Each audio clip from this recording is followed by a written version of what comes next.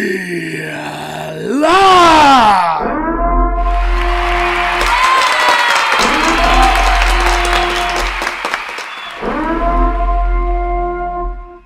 We are live!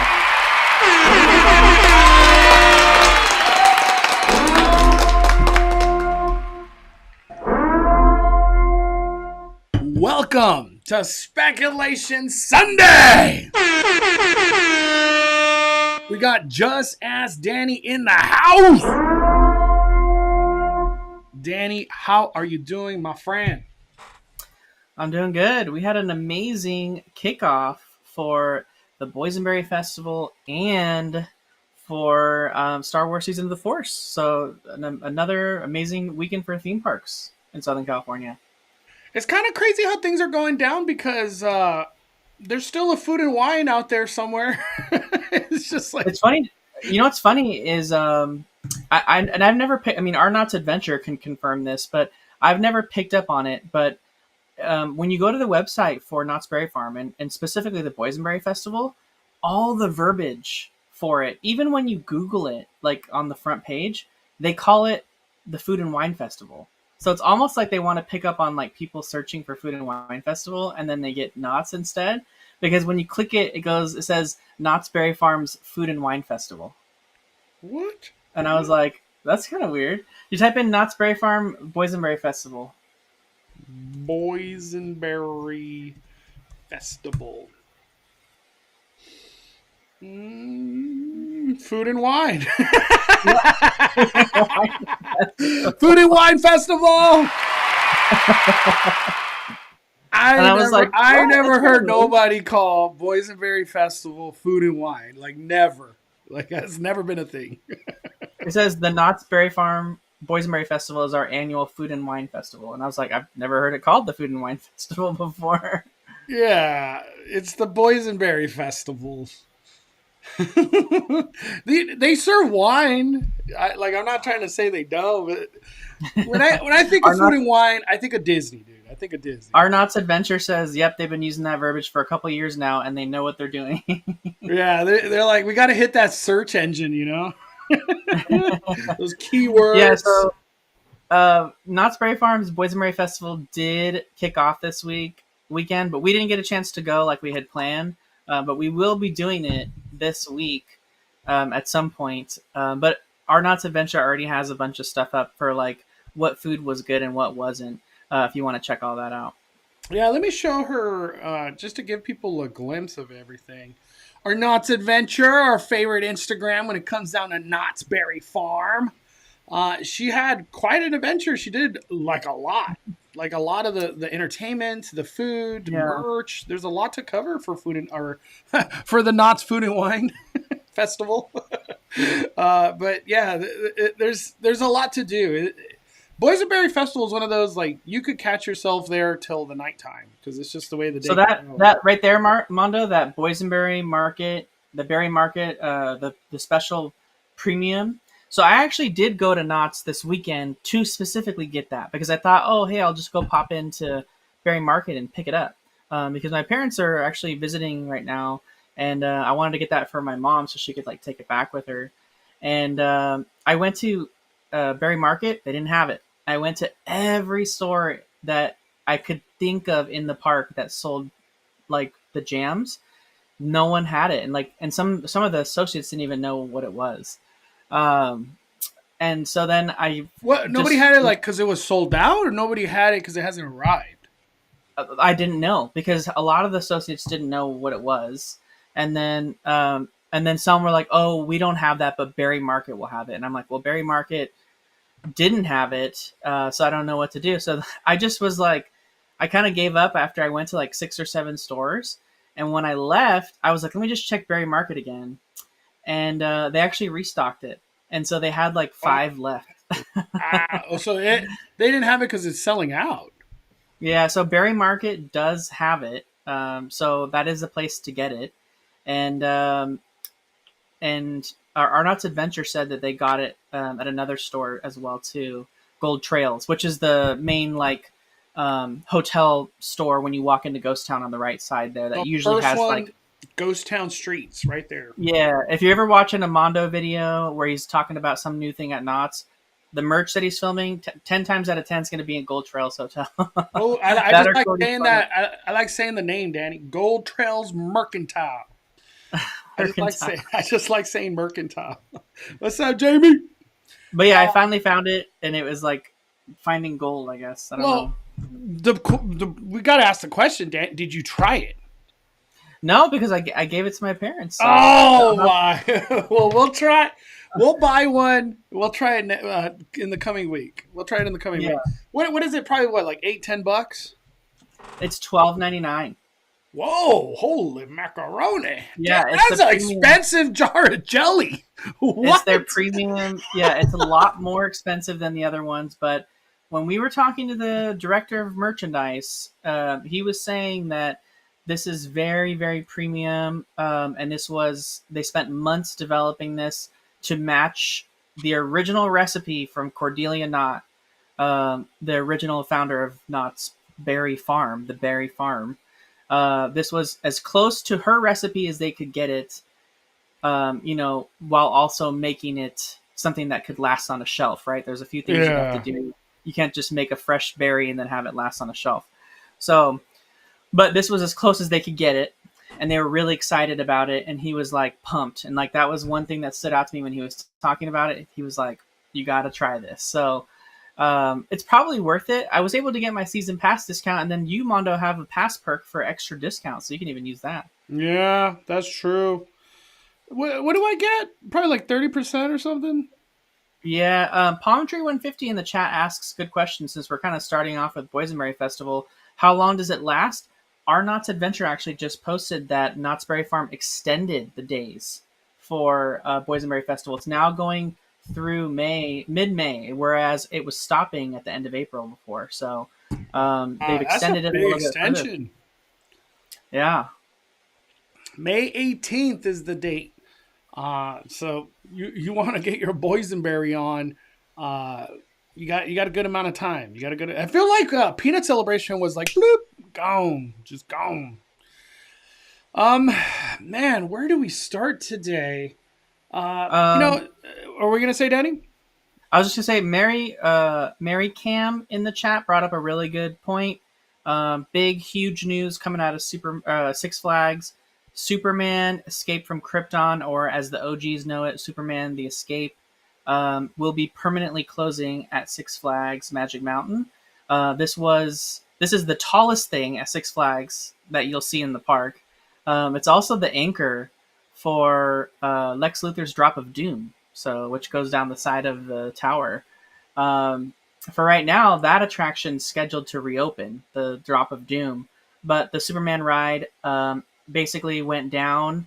It's been closed for a really long time, and Six Flags officials said that the parts that they need to repair the ride are not readily available, and they just aren't going to choose to fix it. They're just going to let it go. So I don't know if that means the structure stays, and then I don't know what it means for the future of Lex Luthor Drop of Doom, but it's a huge thing. I mean, this is probably one of the most iconic roller coasters of all time. It was one of the first roller coasters to ever use magnetic linear induction motors to launch a roller coaster. It was like the first one to do it. Yeah. And so it was like a huge technological feat in its time. Not only that, but just how high the roller coaster is. So it's, I remember it's probably the craziest thing I've ever been on at the time, And it was also the one thing that's, if you've ever been to Six Flags and you've seen that roller coaster, is you are literally floored at how loud it is. Like, it literally sounds like a high-speed jet is taking off right now.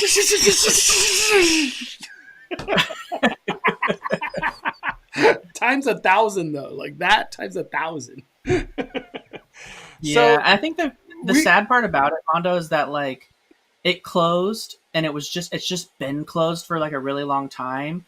So, and like coaster enthusiasts are so passionate about some of these really iconic coasters, like this one where it's such an iconic, moment in roller coaster history. Like, this would have had like a 6-hour wait if people knew that it was going to have its last day. And it just, closing it like that, like no one gets to have their final moment with it, which is kind of sad. It's But horrible, dude. People, it would have been a 4 hour wait on the last day of operation. Like everybody wants to get on it, like the yeah, of like it all. just like Andre said when you were highlighting it earlier, first King Ka, now Superman. Like if people knew that Superman was closing, it would have been like a big hubbub, just like the King Ka was when it was closing, and they were tearing it down. Like it would have been a huge deal. But Hey, what do you think, Monica? Do we're you think they're going getting to keep it? we're getting done kind of dirty lately here in the SoCal. Junior dance party, no announcement. Superman, no announcement. I know. What's going on? It's like all within a week.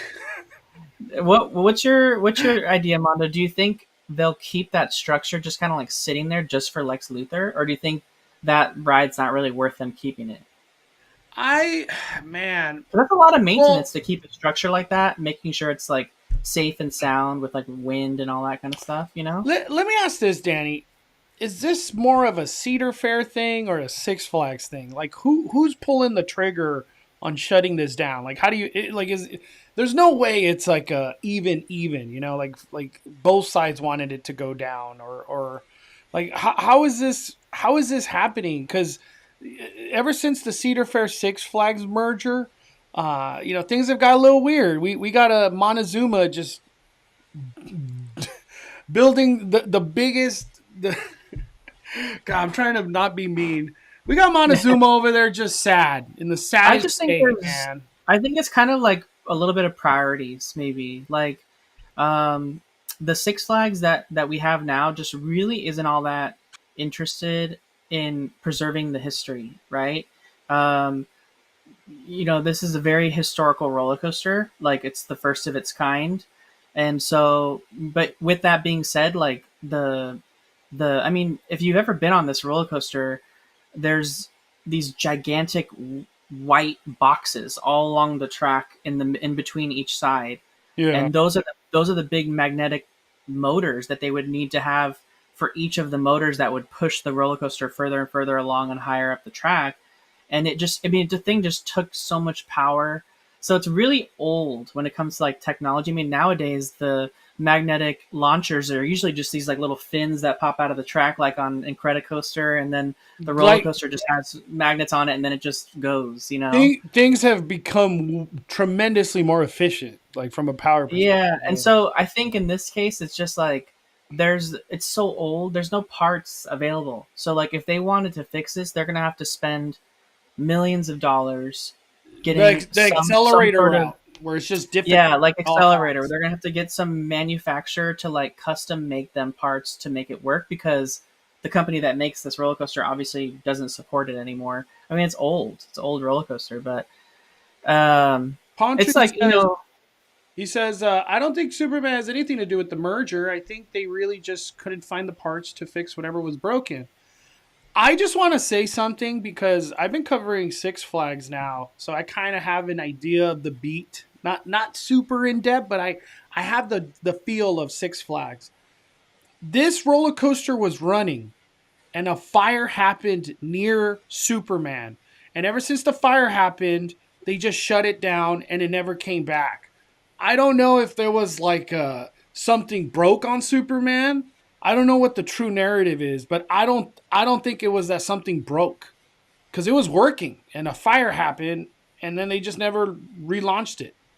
So I think it's a money thing. It's a money thing more than anything. That's why I'm trying to put it on the companies, Cedar Fair or Six Flags. That's why I'm trying to say it's them. yeah, it's sad, but I kind of hope that they don't.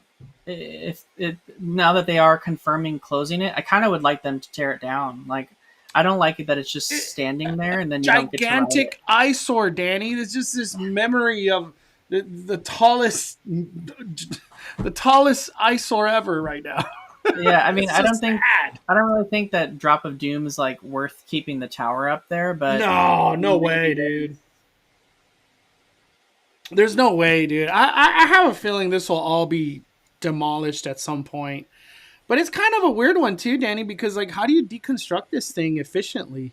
It takes up a lot of land when in yeah, reality. it does. It does, and Yeah. it's really weaved into like the top of the hill and like where like the observation deck is, and I think Full Throttle kind of goes through that same space, like all through tunnels and stuff. So it's crazy. It's just a big part of Six Flags Magic Mountain history, and it's weird to hear that it's going away. You know what I mean? Yeah. So I had always thought that the next ride we'd see go away would be X2 because the ride just like breaks itself. But I did expect it to be this ride. But I mean, it's had so much issues lately. So Does anybody out there know if the fire was actually related to Superman electrical, Superman parts, Superman maintenance? Was it related like that? Because I don't know the details of what went down with the fire. To me, I interpreted the fire as like a brush fire occurred. That's how I remember reading the story. I think it's sad. Superman is very iconic to Six Flags. Uh, Anybody that's ever been to Six Flags, they've probably done Superman. It's a big nostalgia thing. Um, it's very sad for this to go. Um, man, gosh, I don't know. I'm trying to be positive, Danny. It's so hard. What I'm thinking right now is Six Flags in a position to take it down and relaunch something just as epic as a Superman. So build another roller coaster or this new addition, a new ride that wows everybody and is a game changer. Like, is Six Flags in a position like that for the future? What do you think, dude? maybe. I mean, I know for Six Flags Magic Mountain, the most important thing to them was their race with Cedar Point in Sandusky, Ohio, to having the most roller coasters in the world. And you know, a lot of articles that were talking about the closure of this attraction were also quick to mention that not or Six Flags is opening a new ride next year, or maybe this year. I don't remember exactly what it was, but because of that, even with losing Superman, they don't lose their status, and then basically the new ride that opens is going to put them back at 20 Mhm. because they're at 20 roller coasters with Superman and then 19 without. But then when the new roller coaster opens again, they'll have 20 again. Yeah. So they still have the most roller coasters. So they were like, I'm sure that had something to do with it too, because they probably held on to it for so long and fixed it so many times because A, it is something that brought people to the park because it's so iconic, but B, it helped bolster their title for most roller coasters in the world. Yeah. I'm going to go on the side. I'm optimistic that Six Flags commits to something big because to lose a Superman, you got to bring the fire with a replacement. Like, you can't be doing something that's just going to come and go. Like, you have to create a new iconic thing. That's what I think, Danny. That's what I Yeah. We have a today's walk channel. Mondo said they were told it was an electrical fire to the ride, and that, Mm, and then someone else said Robert Rouge said the capacitors could cause fire, electrical parts from.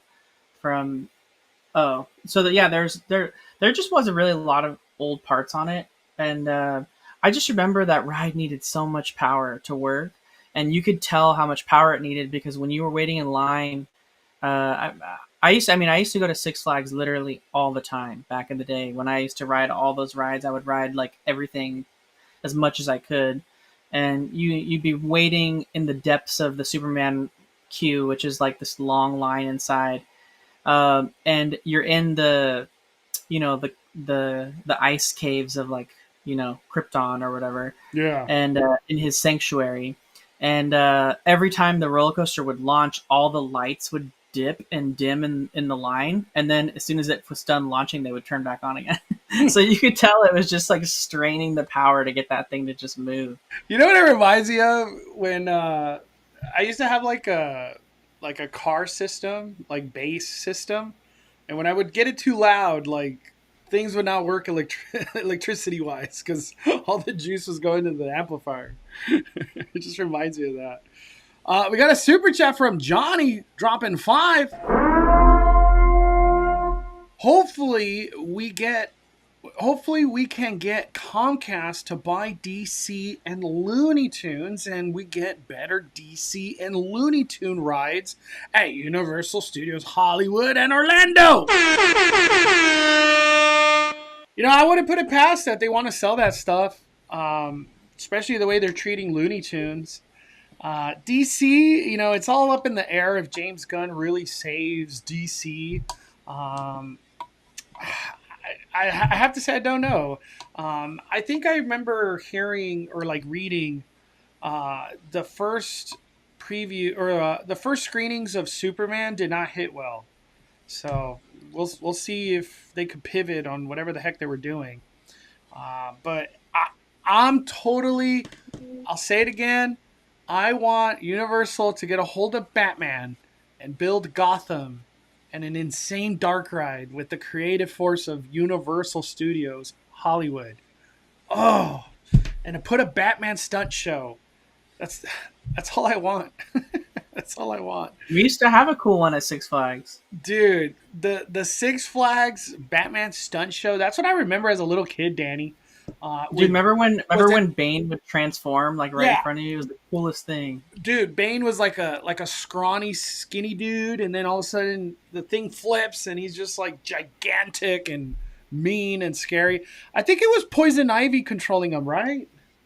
God, I haven't seen that in forever. But then like the Batmobile would come out and everything about the Batman stunt show. It was super corny, but I loved every bit of it. It was incredible. Dude, when I was younger, I freaking loved that show. It was so good. It was like we'd always go to Six Flags every summer, and that was like we had to do that no matter what. That's time. Me too. I feel the same way. I want to see the Batman stunt show. Carla and Kiko, 45 months. Carla and Kiko. 45 months. Oh my Lanta. Almost 4 years. We are both still recovering from surgeries and super thankful for all the updates from you both. Hope to hang out soon. We definitely. Yes, recovery. I hope you guys can come out here and watch. They can come back over here and watch Shadows of a Memory, a Skywalker saga. Yeah, because I know they'll both. I was gonna say, and if I'm not mistaken, Carla's birthday just passed too. So happy birthday! Happy birthday! Thank you, Carla Kiko. I hope you're recovering. Just rest. Surgery. Oh my gosh, I'm so sorry to hear that. Let me see. We got Rudio dropping a super chat. Speak the name Skywalker. I just posted that. Hold on, I gotta bring it up. We you gotta have the blindfold on like the guy Skywalker. Okay. I posted it. Yes, I did. Before I show this, when this part was happening, I was looking around, Danny, because I'm like, does anybody think this is kind of weird? But everybody was rocking with it, so I was just like, whatever, I'm going to rock with it too. Everything was awesome. The whole Skywalker thing, God, I'm trying to hold back so much today. I just feel like the whole Skywalker thing was just like we're moving on from Kylo Ren. We're moving on from Rey. We're moving on just from that. That's how I interpreted this part right here. Speak the name Skywalker. Skywalker. How did you feel about this part? I mean, it was supposed to invoke emotion, right? He was. This is Tohan Liege, the lore weaver. He has years since died, and he's put the memory of himself into his droid Bard, who sits there and overlooks the spires of Batuu, and the Bard droid records all of the history of Batuu and can, tell stories and whatnot. So they invented this character for Star Wars Galaxy's Edge and the Bard robot, to really kind of be like the lore keeper of all the stories and great things that happen on Batuu, and also that can retell the great stories of the galaxy. And so he's kind of like, you know, even when you're watching Fire of the Rising Moons, he kind of like positions it like, come gather around and let me tell you the story about, the great warriors of the past or whatever. And then you get the Fire of the Rising Moons thing. And this is kind of the same thing. He's like, let me tell you a story about this amazing family that helped shape the galaxy that we know today, and forge their own destiny, and, etc. And so he's really kind of just like this old man telling you this story about Skywalker. the Skywalker family, and like how, it turned into Darth Vader, which then created like the Empire and all this stuff, and just all the things that and are today. And so the big theme, throughout Galaxy's Edge is resistance, right? There's hidden resistance bases. You have Vi Marati walking around, who's there on a mission from General Organa, like all this stuff. And so, it's known from the citizens of Batuu that you have to like be quiet about the resistance, because the First Order's there, and they're walking around, and they're, not happy about any of that kind of stuff. So it's always like on the hush hush, the whole like ignite the spark, light the fire, all that kind of stuff. So it was kind of like akin to that. He was like, because he even said like, those with lights, hold them high, and that's why everyone put their lightsabers up. And then he was like, and scream the name Skywalker. Like he's basically like getting everyone to join him, like resist, like this is, we're the resistance, like, don't let the First Order take over, kind of thing. I kind of wish he would have said like, ignite the spark. Yeah, I kind of do too. Because it was so iconic in the beginning. It was like, that was the thing about Galaxy's Edge. Ignite the spark! You know what I mean? But, hey, we'll take Skywalker!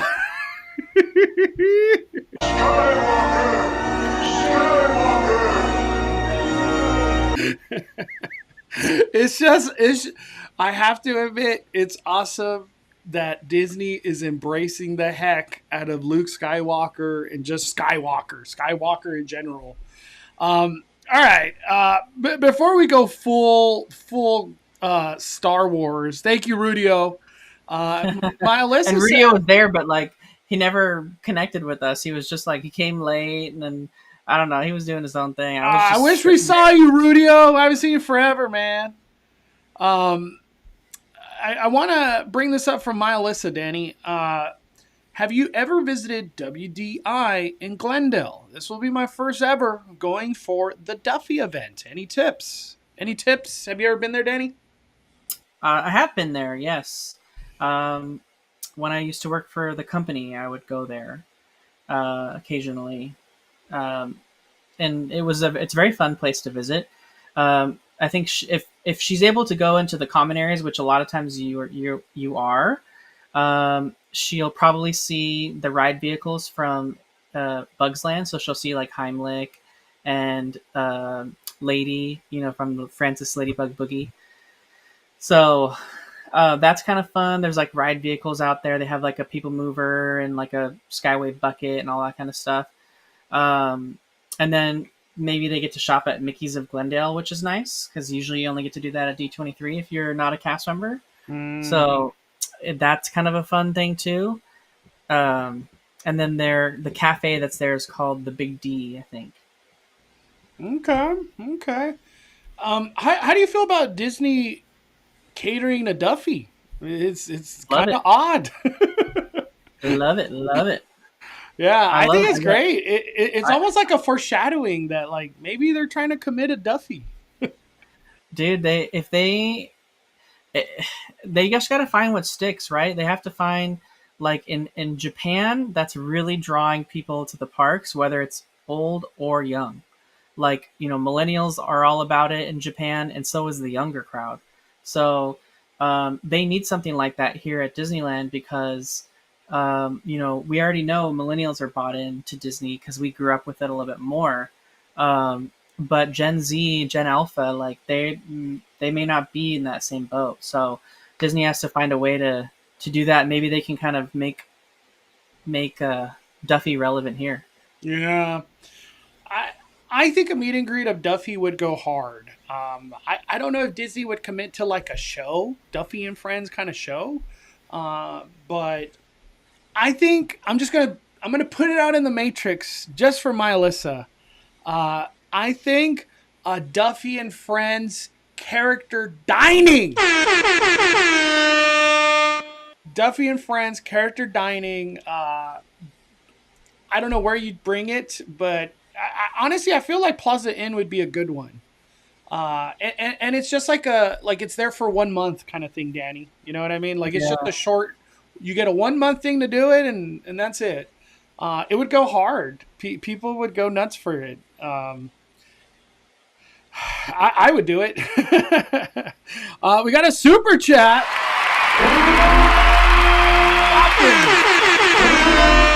Dropping 10. Oh no, 20. What? EA dropping 20. Hi, Mondo Danny. Biggest thank you. I was able to get 2 Mythosaurus mugs at Oga's on Friday. Danny was right. I did the walk up, no problem. I got a little buzz at 8:30 a.m., but oh well. Eyes on the prize. You are both great. Glad to hear it. Dang, hey, I'm glad that either you got get it. them or you don't. At 8:30, it is what it is. You ever gone to Oga's at 8 in the morning? I have. I've done it once because I have done it once because that was all that was available. So, What are you rope dropping? Oga's Cantina. Let's go. Hey, do they serve? I don't know. I they honestly, have breakfast. that's what I was gonna Yeah. say. Do they have breakfast? They do. I mean, it's like their own version of breakfast, but yeah. Wow. What? I gotta look this up, Danny. What breakfast? Yeah, go to Disneyland.com, search for Oga's, and then go to breakfast menu. Wow. Dude. I need to One go of the to things, of course, they do is breakfast Bloody Mary. menu. How have I never seen this? All right, what do we got? These are the alcohols. Or no, are these? Yeah, these are alcohol. Without alcohol. Oh, without alcohol. Snacks. Surabit Valley Harvest Board. Rathan crackers and moss mousse. Spider Rusher pot. Danny, this is a brand new menu. Like to me, I've never even looked at this. Garlic cheese, Five Blossoms bread with spicy cheese sauce. I've seen that. Oga's Obsession. You've seen that too. That used to be your favorite thing. Dude, I didn't know they still had that. I just don't go to Oga's. It's not a common place I go. Wow. What do you recommend out of breakfast, Danny, if you were to get one? I'd probably get Oga's Obsession for breakfast, honestly. Some Jello. Or the Surabat Valley Harvest Board, because it's like a toasted bread and cheese and all that kind of stuff. Okay. Get a fuzzy tauntaun in one of those. Our Knott's Adventure says, we had the tequila smash at 10 a.m. It's 5 o'clock somewhere. Damn, tequila smash. Man, we got a lot to talk about today. Let's just start hitting. We have too much to talk about today. Yeah. Let me go. Let me go to the big one. We got to start off with the big one. Friday, Season of the Force debuted. The big news, in my opinion, was Luke Skywalker. Yes, Luke Skywalker coming to Galaxy's Edge. It was a huge hit, Danny. Give us your thoughts on this whole experience. Just kind of the vibe that you got, and where does the future go from this point? Because obviously, this was big. This was big news. Very big news. Yeah, I mean, it's great. It's great to see characters. I mean, I get the concept behind what they were trying to do originally with Star Wars Galaxy's Edge and make it kind of its own living movie, right? But I think a lot of steps were missed along the way. They, cut all the entertainment from the land, and Bob Chapek famously said that he was just going to make the cast members that worked there the entertainment, and they would do the story, no problem. I hate it when that was said so much. Yeah, and that we all know that lasted for like maybe 1 or 2 months before it just wasn't really anymore. So this really vivid concept that Imagineers had dreamt up to have this living piece of Star Wars that was stuck in a history time in history of the galaxy made sense, but only to people that knew about it, because it wasn't so obvious because of how much was removed. So when it was removed, the average guest just knows what they know from Star Wars. And they're wondering, why isn't Darth Vader here? Why isn't Luke Skywalker here? Or Princess Leia? And they just don't know the reasons as to why. So I think them flexing the timeline a little bit, giving us Boba Fett, giving us the Mandalorian, giving us Mandalorian version of the Millennium Falcon ride soon. Now Luke Skywalker walking around, and we have the Skywalker saga, projection show. I think it's just use Star Wars Galaxy's Edge as a perfect backdrop for a Star Wars story, whatever that Star Wars story may be. Things like the Millennium Falcon, they can last forever. It's a piece of equipment. Same with C-3PO, same with Chewbacca, because he lives so long. Same with R2-D2. So like they can kind of blur timelines a little bit. So I think that's great, because people just want to see Star Wars stories. They don't necessarily care that it's following a timeline that people don't know what it is. Yeah. Going on to the projections, what do you think, dude? Because for me, it blew me away. I thought it was like, I felt the emotion. I felt Star Wars just going into my soul, like the music, the image. God, they hit a home run, Danny, for me. Yeah, I mean, if you have to kind of like bring together the concept, right? It's not a movie taking place in front of you. You're listening to Tohan Lige give you give you a story. He's telling a story, like you're sitting by a fire and he's telling you a story. And this is the imagery that you would see come up if like a movie cut to a scene where there's like an old man telling you a story by a fire, right? It's like slightly animated because the story's being retold in sort of like a folk tale kind of way, like drawings on a cave in a wall kind of thing.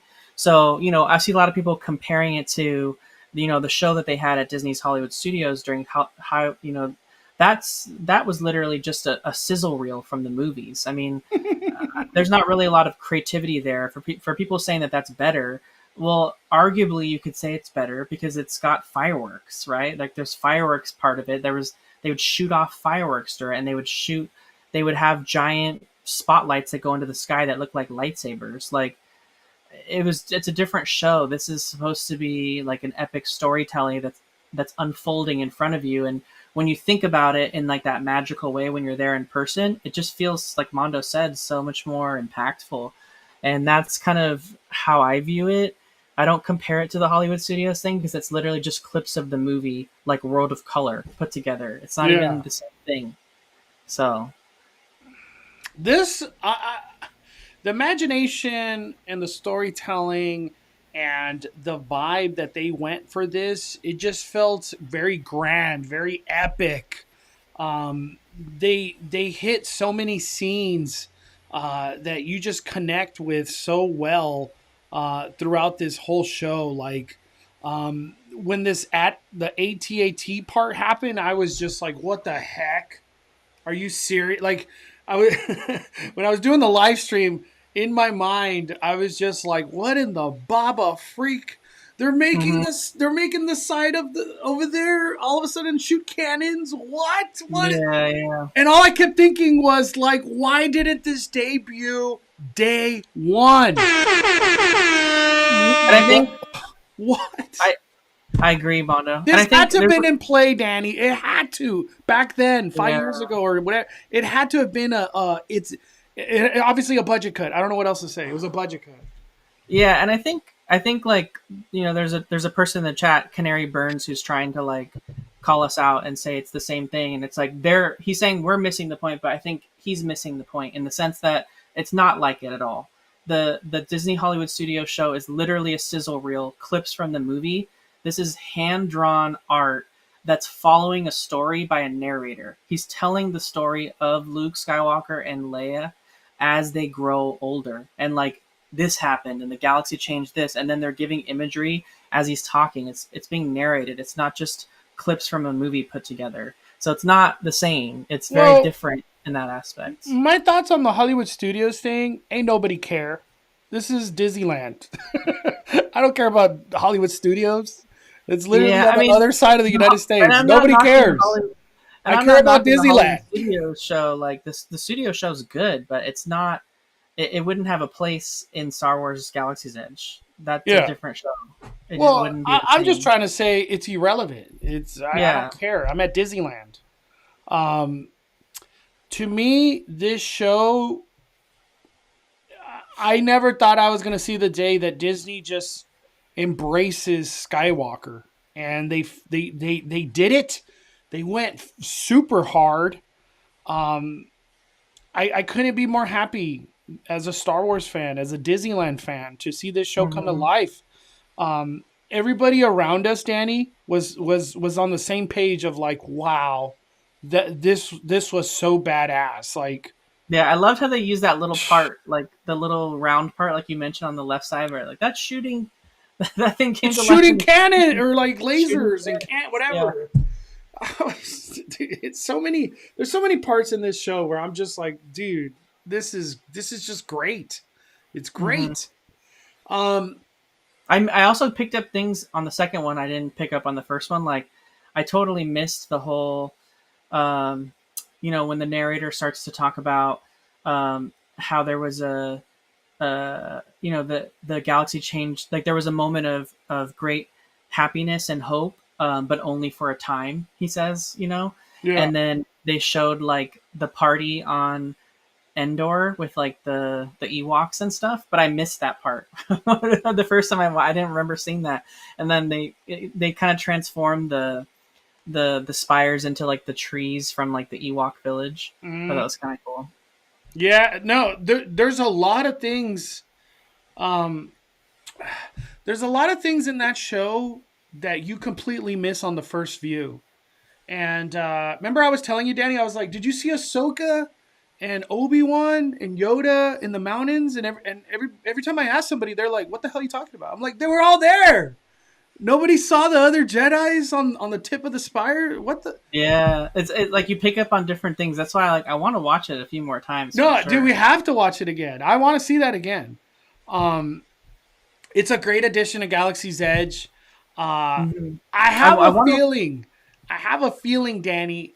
Say this projection show was a thing back then when the land debuted. I have a feeling it was probably going to be Kylo Ren and Rey and whatever the hell else, the Disney Star Wars. I feel like where we're at now in the future of Disney and Disneyland, they're just pivoting to Skywalker, obviously. Like, it's very obvious. Who knows what happened to that show with the Rey and all. They had to have been a Rey projection show. I guess at that point it would have been Palpatine. Say her name, Palpatine. But she's a Skywalker. We got Winged Nike Pub, 18 months.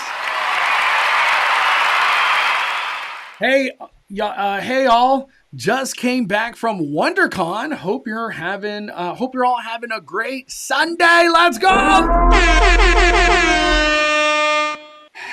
I don't know anything about WonderCon, but it looks like a lot of fun. I've seen it on Instagram stories and stuff. So what I was going to say is I've heard a lot of people, Mondo, that have watched the show now yesterday and then today, or that are waiting to watch it today.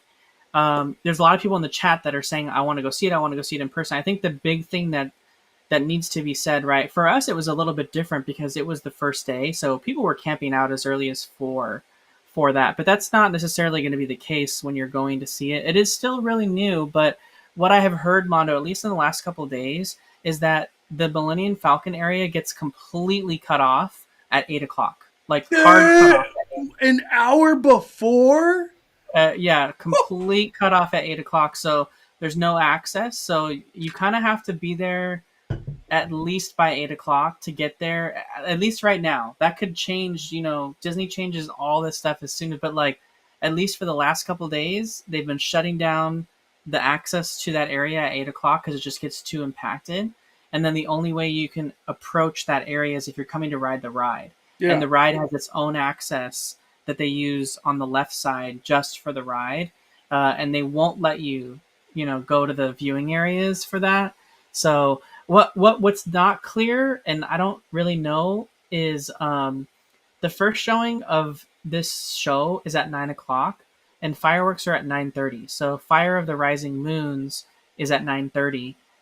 So just 30 minutes beforehand, which is normally when you'd be dining with your meal package for the Docking Bay 7 thing that's going to be there. But what we don't know, because it's not clear, I've tried to see it, maybe I missed it, I don't know, Mondo, but I don't know if the dining package includes you just sitting there watching the projections and then just staying seated to watch the fireworks. I don't know. That kind of Because seems it's not like a clear. long gap to hold off that area, huh? Well, not necessarily, because it's only 30 minutes between 9 and 9:30. Well, And I'm saying the dining, because don't you sit and eat there? you eat, I think, just a little beforehand, kind of like Rotocolor dessert party. Well, that's They what wanna I'm make saying. sure that- They're taking that Docking Bay upper area for like an hour and a half. You know what I mean? I have to say I don't know, Daddy. I don't know the answer. I would assume you do your Skywalker projection show, and then you just have first dibs to that area, and then the public gets behind you. Kind of how Fantasmic, you do your dining package, and then everybody just piles in. Doesn't matter anymore about dining package in Fantasmic area. I think that's how it's going to play out, because Disneyland is a creature of habit. So I'm going to go with the habit. That's what they do. Do you think it goes down like that? I think so. I mean, they are kind of habitual in that aspect, so that makes a lot of sense. I just didn't. I thought they would have more details about it. We don't even really have a hard start date for when it comes back. We just know it's being sold. And actually, the info is really hard to find because you can't search it on Disneyland's website. It's not on the Docking Bay cargo food location like it used to be when you're on the website. The only place you can actually find info about it is on the Disney Eats Instagram post, because there wasn't even a blog post about it on Disney Parks blog. It was just that post on Disney Eats Instagram that talked about the new Donald character breakfast at the Grand Californian, the dining package for Paint the Night. Yeah, like, so it's on that same post. That's the only information we have. We don't know when those are going on sale, when the first official date of it is, or anything. It's kind of weird. Yeah. I want to say, Canary M. Burns, all love to you too, my friend. I've been seeing that whole Hollywood Studios is like cooler in Walt Disney World. We're at Disneyland. Who cares? Epic Universe is coming.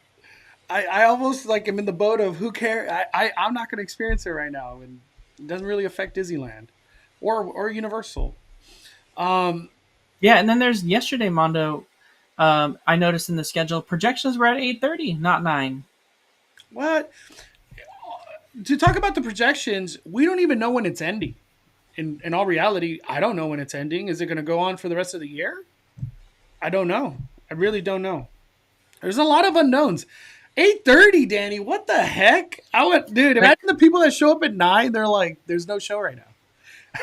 That makes a lot more sense now as to why it closed at 8 o'clock. Ah, I see. Yeah, I have to say, I don't know if it's all year or not. I asked a couple people, and everybody kept saying, I don't know. Maybe that's their way of kind of clearing the space out so people don't hang around till fireworks. Yeah, that's crazy. Yeah, so home run on that. Disneyland. I'm trying to think. Is there anything else we want to talk about with Disneyland? Um, Not really. I mean, we had Star Wars Season of the Force kick off. We have, of course, had the new fireworks show, Luke Skywalker, which we talked about. What I will say for those of you that are interested in meeting Luke Skywalker, you can just search him in the app, and it will tell you literally where he's going to be, like what part of Star Wars land he'll be in, and also what time his set will be. So, like at least on the first day, they split it into the marketplace and the Falcon.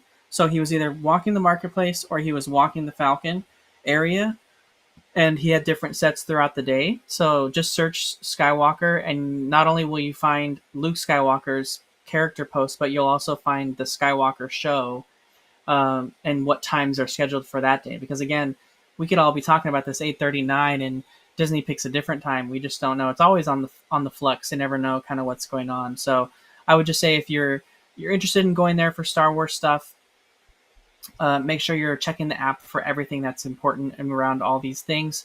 But in addition to those new items, we also had Hyperspace Mountain return over in Tomorrowland.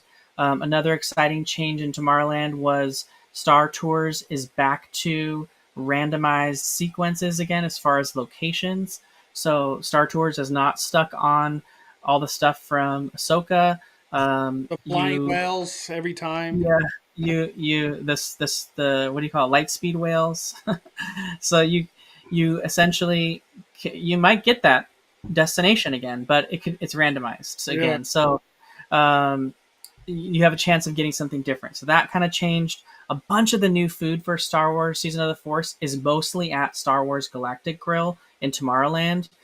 They do have special food at Ronto Roasters and also at Docking Bay, but it's not new. It's like, I think the only thing that's new is the cheese steak at Ronto, but all the other stuff at Docking Bay was there last year. But it's still a limited time offering. So if you didn't get to try it last year, go try it. Skywalker projection show, 8:30 again today. What the heck? Maybe it's always 8:30. I don't know. I don't know. Yeah, my only thought is that 8:30, 10:15. Those are the two. My only thought was that like the 9 o'clock show was maybe a little too close to fireworks for them, and they wanted a bigger gap, so they decided to push it. That's the only thing I could think of. So maybe it was 9. They had to change it. It's too much. So, and that tells me then, Mondo, that the dining package probably does include seating for both then. Very interesting. Have you heard anybody get the dining package? I don't even know if it's available. I've only heard people that did it when it was just the fireworks show, and all the verbiage, including that Disney Eats post, only mentions by name Fire of the Rising Moons. It doesn't mention the Skywalker saga. So that's why I don't know if it includes viewing for that as well. I don't even know how to book that experience. Every time I look for it, I can't find it. It's not there. That's why I said. Oh, okay. I thought I was tripping. No. I've been looking, dude. I haven't seen it. The nights are available. Get them while you can because they're disappearing like crazy. We did also get this too during Season of the Force. I don't know if it was just the first day, but they were giving out these trading cards outside of Doc Ondar's. I had a request from a bunch of people on Instagram and stuff that wanted to see what they look like on all sides. So there was like a Wookiee one here. There's a C-3PO one upside down. There's a R2-D2 one and a Millennium Falcon one, and they wanted to know what's on the back. It's just the same alphabet on the back of all of them. It's like the Arabesh alphabet, kind of like the Indiana Jones decoder. So you can decode all the Arabesh in Galaxy's Edge while you're walking around, whether you're in line for Star Wars Rise of the Resistance or whether you're walking around different areas and things that are outside. So, but yeah, it's a fun little thing, and I didn't even know they were giving them away until Mondo had gotten them. So. Yeah, and we got it when they were giving away like a 4-pack, and they ended up giving like one card. Can you hear me, Danny? I can hear you, yeah. Okay. I was like, I don't know if I got muted. Max Rudy wanted to say hi to everybody. Say hi. Hi, Max. You got a haircut today. I know, I could tell. Yeah, Grandma wanted a haircut. Grandma wanted a haircut. Okay, go with Mama. Go with Mama.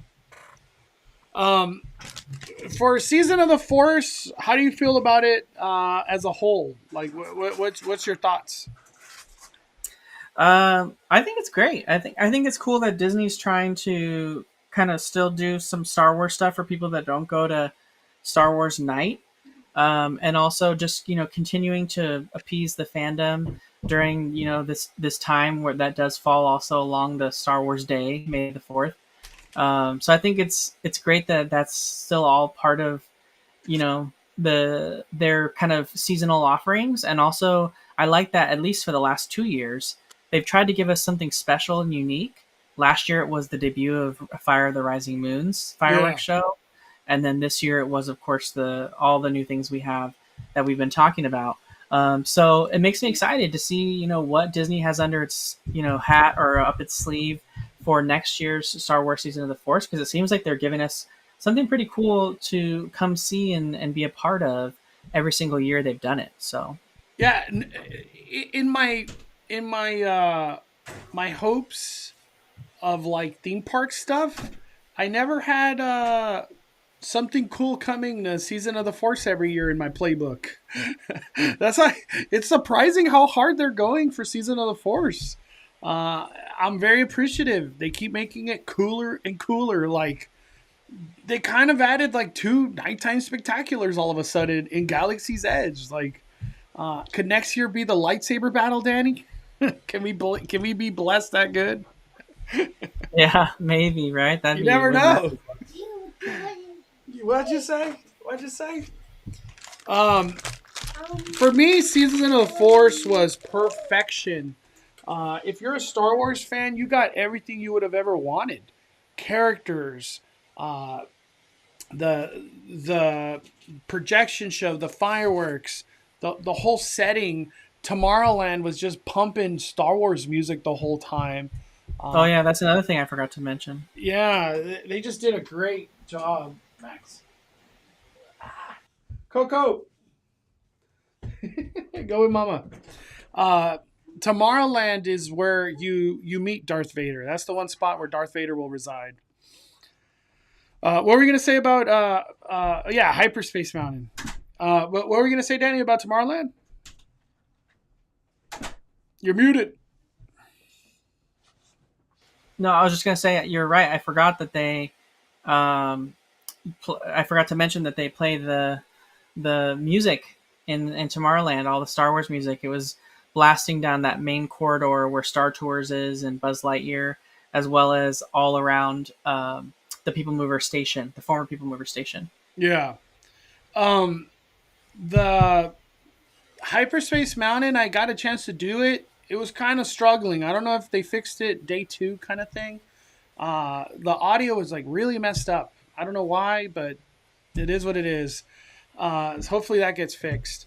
But Season of the Force, I give it 5 fires. I want to do it again. It's just really cool to see Disney shifting to Skywalker. I think it's awesome. I think it's a great. Another thing we forgot to mention. So in Star Wars Launch Bay, as you all know, a lot of now you can't even approach that building unless you're one of 2 things. If you're a Visa card holder with a Disney Visa card, or if you're a Disney Vacation Club guest going up to the lounge on the upper floor. But right now, during Season of the Force, they are allowing Darth Vader to meet specifically at certain times of the day with regular guests, as well as then cutting it off and then making it more of a Disney Visa exclusive again. So I don't know if that was just for the opening weekend, but definitely check with the cast members over at Star Wars Launch Bay and see if they're still doing that, because they were doing it all weekend. So yeah, hell yeah. We got Mario, or that Mario person. Hey, Mondo, a look back at HHN's speculation live stream from yesterday, and as it turns out, yes, Scarecrow HHN Orlando did have a sequel, but as a scare zone called Scarecrow Cursed Soil 2022. I'll look into that. I didn't know that. I don't really follow Orlando like that, so that's new to me. But let me take a picture before I forget. All right, I'll look into that. That's very interesting. Very interesting. We got Amy dropping a super chat. Thank you, Amy. Mondo, Danny, appreciate you both. Bring on some more hotel block construction updates. You guys are awesome. Thank you. You asked that, and you shall receive. Danny, let people know about content coming very soon. Yeah, well, I think I don't have any specific hotel stuff coming, but we've certainly talked about it on here. Oh no, And I was gonna say you were just there. You were just there. That's what I'm saying. Well, I was just there, but I didn't. I wasn't. I thought you were filming. blogging that day. I thought you were blogging. No, but I will say, since we're talking about it here, the Grand Californian, I did find out today that they're gonna. We all know that the hotel's under construction. We've talked about it, and the first round of renovated rooms is finishing. Mondo showed that on one of his more recent vlogs, where you saw the carpet and the wallpaper had changed in the hallways. All of those new carpet hallways are renovated rooms that have been refreshed at Disney's Grand Californian Hotel. What we just found out, though, was they're going to take a little bit of a break of the renovation. So the hotel's exterior is also getting redone, which is amazing because it really needs it. And they're starting to take down the scaffolding, Mondo, on the parts of the hotel that are where the DVC rooms are. And it's so crazy when you compare it just across the way with the ones that have just been destroyed and faded by the sun. And how much brighter and more vibrant it looks. It's so much better. So the hotel's getting the love it deserves. So still a lot of construction at the Grand Californian, but we hear there's going to be a reprieve. They really want to just have a break or a lull in the construction before, during the 70th. And then they're going to pick up again afterward. So if you are staying there during the 70th, you may not have as much construction as maybe you had thought. So just keep that in mind. That's a good update. But right now there's pool closures there. I was over at the Pixar Place Hotel today. Their pool is closed, Mondo, again. I don't know why. But I feel like their pool just can't catch a break over there. It's just always closed.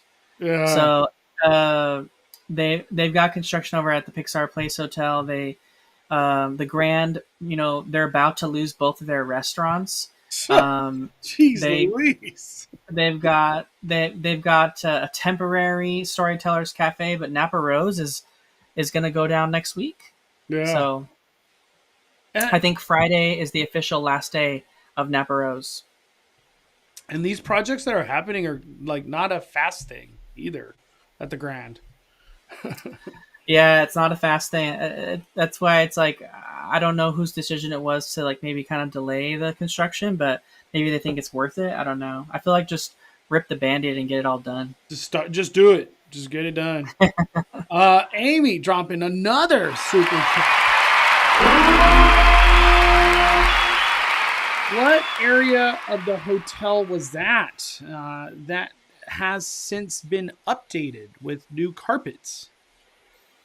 That was the newer part of the hotel. So like rooms in the 200 wing is where Mondo and I were that one time. So that's like you can tell when you're like walking through the hallways, like where the hotel splits and where it's like old and new because the carpet changes from like old carpet to new carpet. Yeah. But it's like two, like in the rooms in like the 200s. I know that just from friends that have been staying there recently, if they have a renovated room available, the cast members will accommodate by helping you switch there as long as it's still within the category of room that you purchased, right? So in that area of the hotel, you do have standard view rooms, you do have premium view rooms that face the theme park and that face the pool. So it pretty much covers all views over there in that part of the hotel. So as long as there's a renovated room available and it's within the category that you've purchased, the cast members would probably be more than happy to assign it to you if it's available. But it is like a smaller section of the hotel, and majority of the hotel isn't newly renovated yet. So Hmm. just keep that in mind. You know what I mean?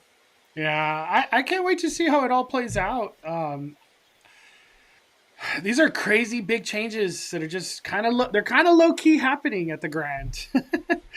um, all right, let's move on. Let's move on. I want to talk Universal Studios Hollywood, Danny. That's where I want to go next. The big thing that happened this week, and it kind of took everybody by surprise, uh, was Crazy this. big thing. Yeah, a tent arrived. We love to see it.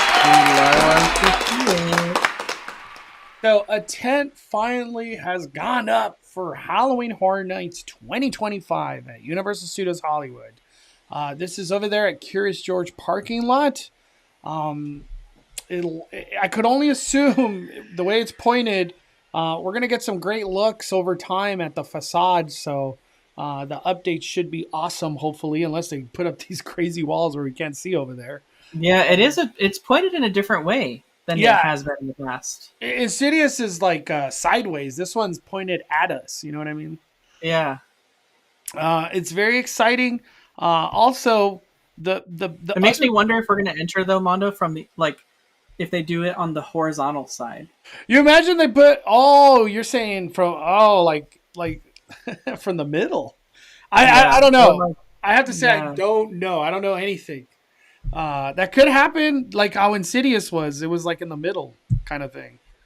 Um, the big thing that also happened at Universal Studios Hollywood, well, not Universal Studios Hollywood, but it dropped out of nowhere, was we got a speculation map from HN Nightmares. And it's very exciting because I never expected speculations to go this hard. It's like it's beyond what I thought is capable from Universal Studios Hollywood. Have you had a chance to look at this thing, Danny? I have. Yeah. Where did your eyes go right away? Where you're like, that's that for you? Um, the film strip right away when I saw that I was like, that's the cinema one, right? Okay. So that one I was like, that makes the most sense.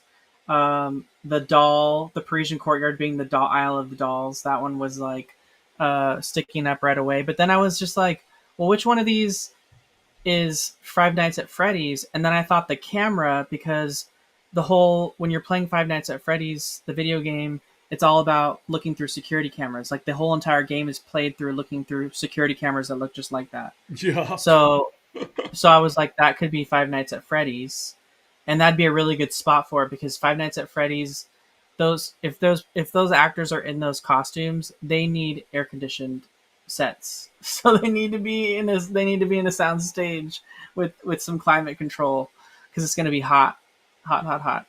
Um, what I don't know is where is Terrifier in this artwork?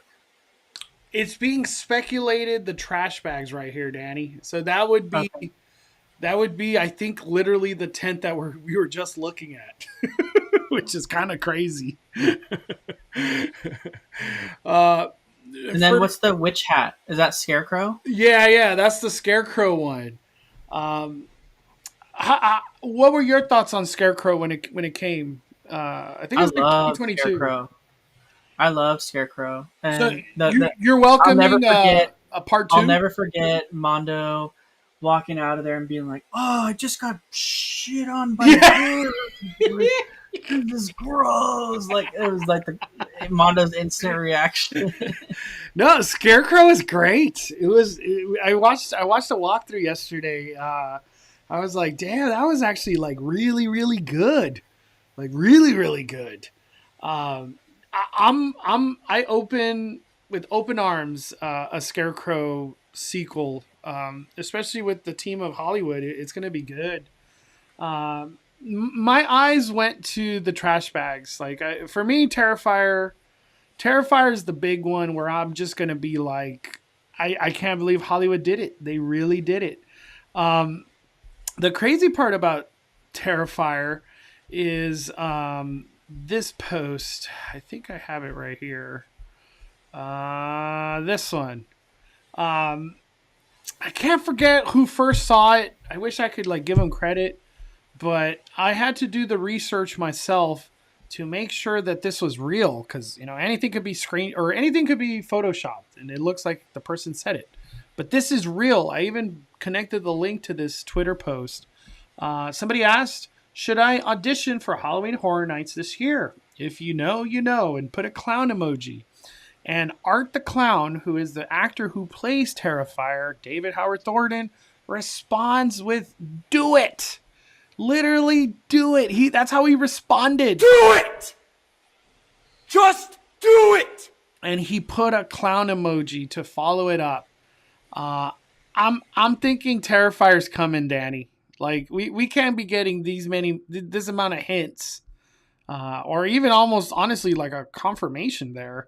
I think Terrifier's coming. Have you seen any of the movies, Danny, or you stayed away from those? No, I'm not a Terrifier person, but I'm definitely I'm all for going through like a Halloween Horror Nights maze version of it. But yeah, the movies would probably just be like too much for me.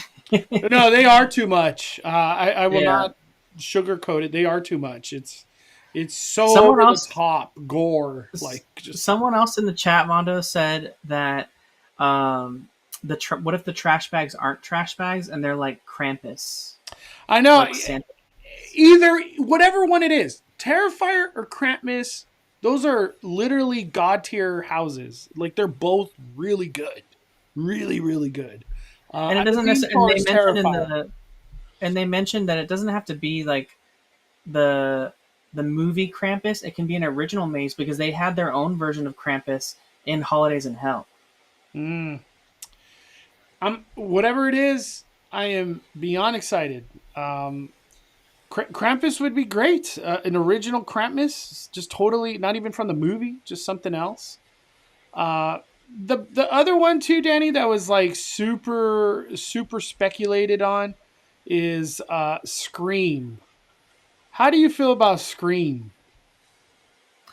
I'm not a big like Ghostface fan. We talked about this last time when yeah. Well, I'm just saying, like the speculation map came out. We got to talk about it again, Daddy. I'm never like not. I just got to put this out there right away. Like I don't want to play like I'm downplaying any of them because every HHN maze is fun to go through. Yeah. Always, no matter what property it is. Did I get a little bit tired of Halloween and Michael Myers? I certainly did. I know Mondo never does, but yeah, I never do. I never do. I was kind of over like the whole Michael Myers thing for a bit, so I'm glad we've had a little bit of a multi-year reprieve from Michael Myers. But this is new for Universal, so I'd welcome Scream. I'm not a huge Scream fan, so it's not like, oh, I'm dying to see it like as much as I am like Five Nights at Freddy's. But I mean, it would still be an awesome maze to go through. I mean, Scream's so iconic, and having Ghostface scare you would be fun. I think, regardless of whether or not you're a fan of the movie. So, I think if Scream comes, it's going to be a big hit, very successful. The merch is going to sell. I'll tell you that much. People, they're ready to buy that for sure. I would love to buy a Scream hoodie like HHN. That'd be sick. We got Savage Baca Super Chat. W Mondo. I'm on vacation in Vegas. Might go check out Universal Horrors Unleashed in person. If you do Savage Baca, make sure you tag Mondo on Instagram so he can share. Yeah, or if you use Twitter, tag me on Twitter. We got to see what it looks like. It should look done. Right? There's not that much time left. Horrors Unleashed is opening up in August, right? Yeah, August. Yeah. So what is that? 5 months? Damn, it's not a lot of time. Savage Baca, I don't know why you're in Vegas, but if you're playing the slots, I hope you hit a jackpot. Heck yeah, Savage Baca. Enjoy that vacation, my friend. Enjoy that vacation. The new Scream movies aren't great. I like the OGs. uh, it's kind of weird though because the new movies have like a following now, like a huge following. It's crazy. Um, for me, with all this speculation and stuff, however the chips fall, I think we're in for a big year, like a big year when it comes down to properties. And uh, it seems like the vibe I'm getting, Danny, is that this year of Halloween Horror Night is just going to have like a bigger budget than what we've had the last couple of years. That's just the vibe I'm getting. Like they're trying to go hard. I'm getting 2019 vibes. Exact. Yep. I feel the I'm getting same 2019 way. vibes. It's just like I was at Knott's for a brief moment this weekend, and like the little moment that I was there, like every teenager that I was surrounded by, like that I remember, like I picked out like 5 teenagers, and all of them had some bit of Five Nights at Freddy's merchandise on their person. So they either had like one person had a Chica backpack, another person had like Foxy like keychain on their backpack. Like it's just the merchandising properties available if Universal does actually do Five Nights at Freddy's is just going to be they're literally going to sell out everything. There won't be anything left for Five Nights at Freddy's. And they're going to do a popcorn bucket, right? Yeah, they'll have like the cupcake, maybe a popcorn bucket. That instant seller. Yeah. Cupcake popcorn bucket. Oh my Lanta. Shoot, dude. We got Carlo, 44 months. Carlo, dude. I hope you're doing well, my friend. Holy smokes, Mondo. I haven't been in here in forever. Hit me up when you're in Vegas for Horrors Unleashed. Dude, oh my God. Whenever we do finally get out there, you got to come with us, Carlo. You have to come with us. At this point, we don't have anything scheduled, like opening day or any of that. We don't have nothing. But I will get out there at some point. Carlo, you got to come. We'll plan that for sure, my friend. You have to come with us when we get out there, dude. Now you got that in your backyard now. How cool is that? Whenever you want to get scared, you just go to Horrors Unleashed. Okay, let's move away from Universal. I want you to talk about Knott's, Danny. You had a chance to go to Knott's. Give us the update on Boenberry Festival, the crowds, the feel of it all. Your cookie story. People got to hear this stuff, Danny. Let's go to Knott's. Let's go to Knott's. Yeah, so the Boenberry Festival kicked off this weekend. We didn't really get a chance to do it, so I don't want to say, like, I'm speaking from experience here of, like, actually have doing the festival. We'll be doing that this week. But I did get a chance to just go there and check out. I wanted to see kind of what it was like. I needed to get that jam, but I also wanted to use a meal plan, and Arnott's Adventure had outlined a bunch of stuff that you could get in her Boenberry Festival guide on her Instagram that was included in the dining plan. So I was able to see kind of what options I had, and I was like, let me see which one I wanted to go with. So I did get to try one of the items. They have 2 fry options for Boenberry Festival. One of them's at the booths under the tasting card, which was the birria fries, which looked incredible, by the way. I would have much have rather had those, but they weren't on the dining plan. So there was an option on the dining plan at the La Papa Loca location or whatever it's called. But it had the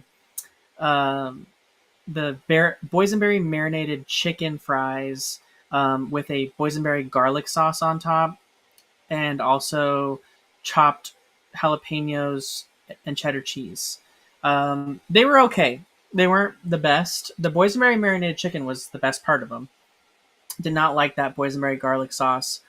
But the birria fries are like the one everyone really liked. So I didn't get to try that. But what I will say was this seems like one of the biggest and most crowded boysenberry festivals I've seen at Knott's in a long time. I mean, everything had long waits and all that kind of stuff. So again, the best advice I could give you guys is if you are season pass holders for Knott's and you want to do the Boysenberry Festival, buy your tasting card in advance online. That's the only way you can get your season pass discount. And I think you got, I think you only have a couple days more to buy those. So with the discount anyway.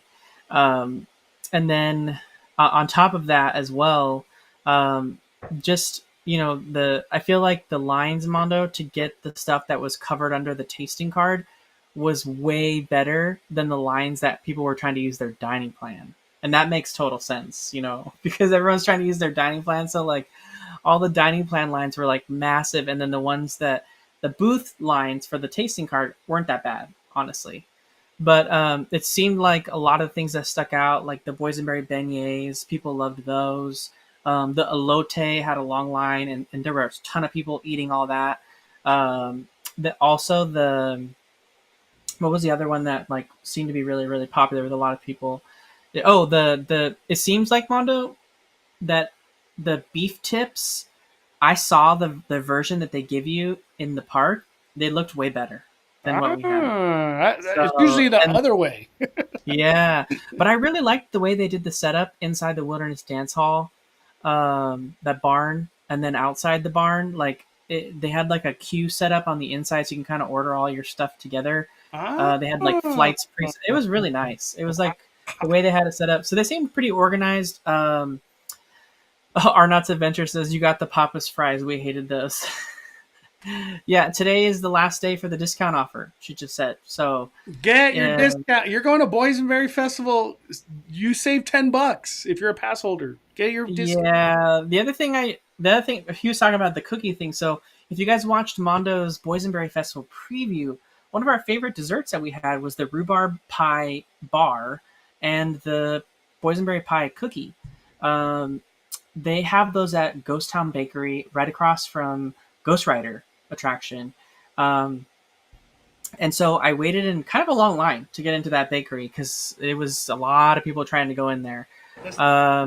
It was also a place where you could buy the tasting card. So a lot of people were also going there to buy their card.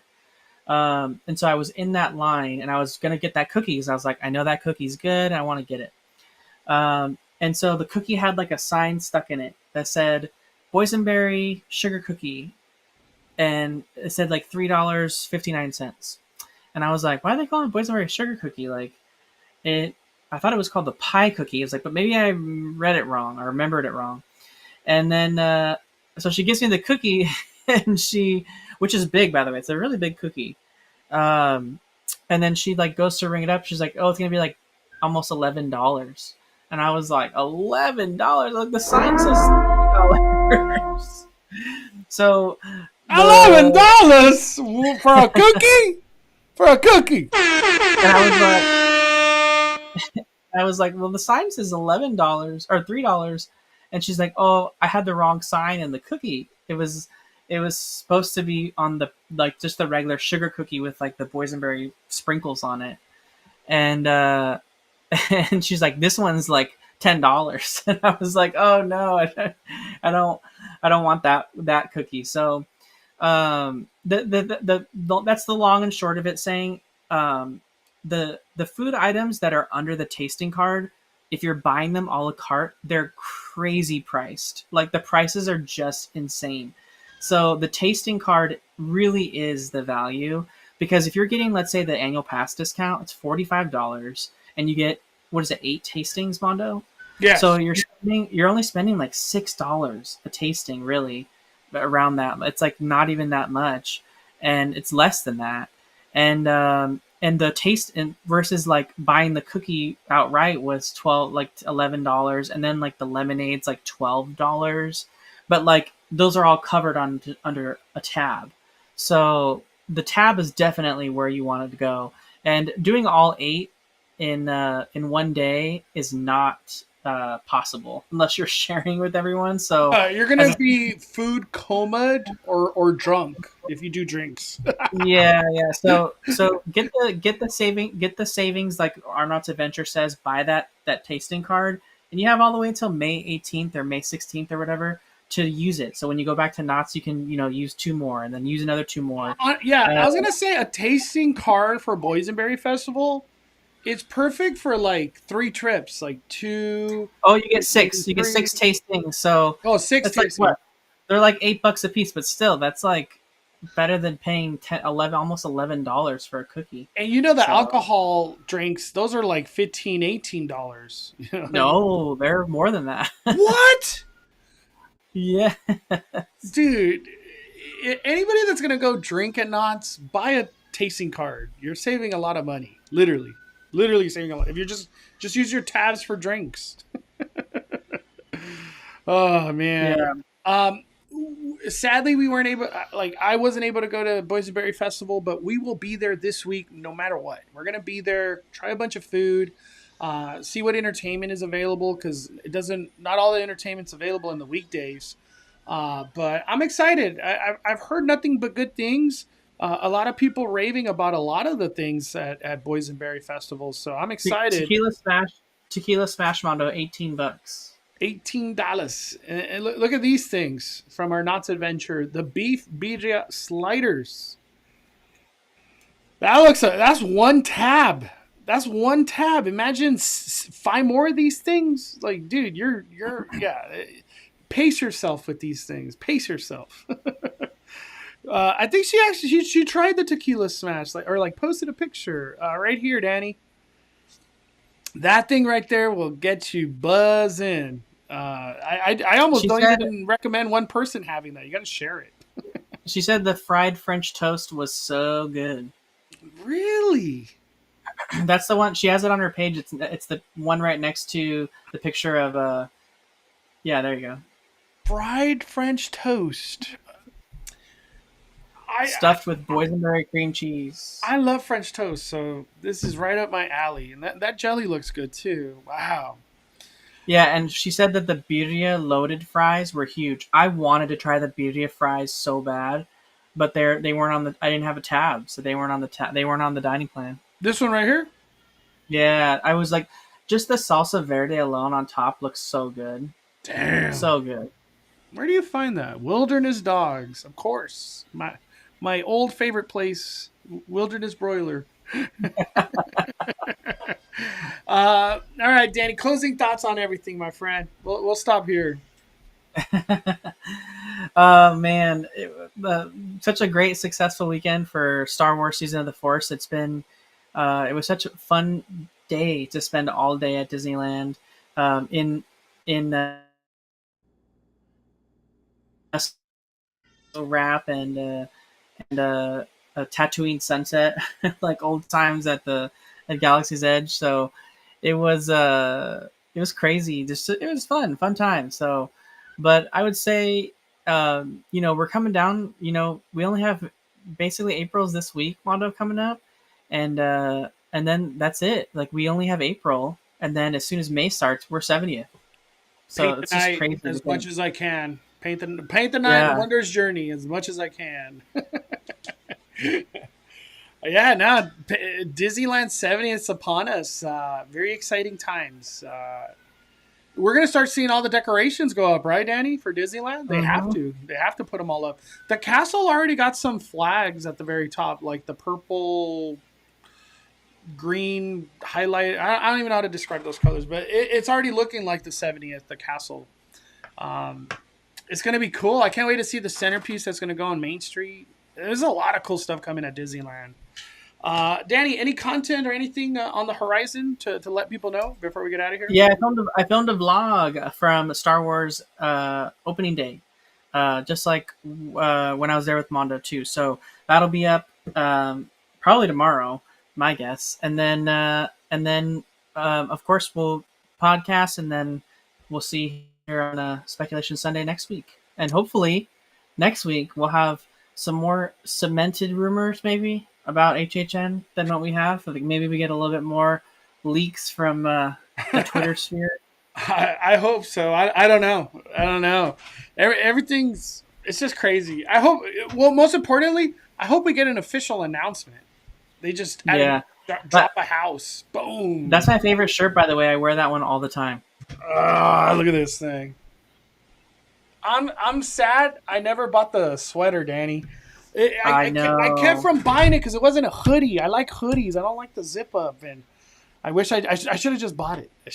That's the real answer. I should have just bought it. No, that was such a good maze. All right, Danny. Well, thank you for your time. Awesome Speculation Sunday. Thank you, everybody, for joining us tonight. Hope you guys have a wonderful rest of your night, wonderful week. Let's start off Monday strong, everybody. All right, we are firing it down, the Cali Bay. And just as Danny are calling it a day, I'm the main host, Mondo.